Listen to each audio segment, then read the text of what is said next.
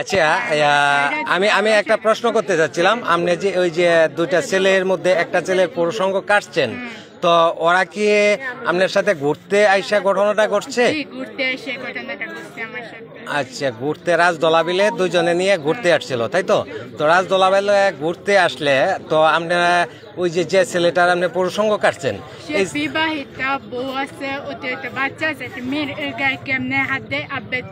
হাত দিয়েছে, ঠিক আছে। আপনি বাঁচার জন্য প্রসঙ্গটা আপনি প্যান্ট পরা ছিল না লুঙ্গি পরা ছিল? প্যান্ট পরা ছিল।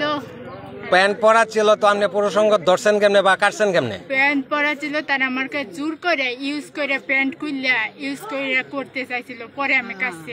আপনারা দর্শন করতে যাচ্ছিল আপনি, তারপরে আপনি এই অবস্থায় আপনি প্রসঙ্গটা ব্লেড দিয়ে কাটছেন। তো ব্লেডটা আপনার সাথে ছিল না কোথায় ছিল?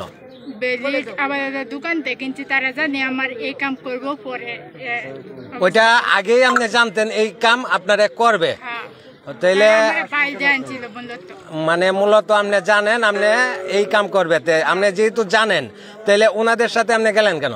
আমি তো আসতে চাইছি না, তারা আমার জোর করে হুমকির মুখে করে পরে আনছে। আমার বাসায় নাকি বিচার দিবে, যা আছে উল্টা পাল্টা বলবে পরে।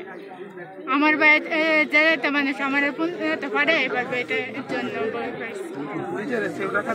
বুঝতে পারছি।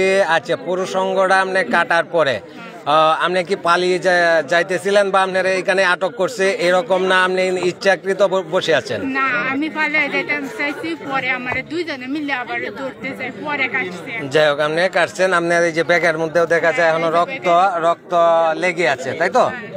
তো আপনি কাজটা কি আছে প্রসঙ্গ কাটাটা, এটা কি আপনার ন্যায় হয়েছে বা অন্যায় হয়েছে এটা বুঝতে পারছেন আপনি কিরকম? না, তারা দুইজনে আমার মিলে দর্শন করতে চাইছিল, পরে আমি এই কাজ করছি।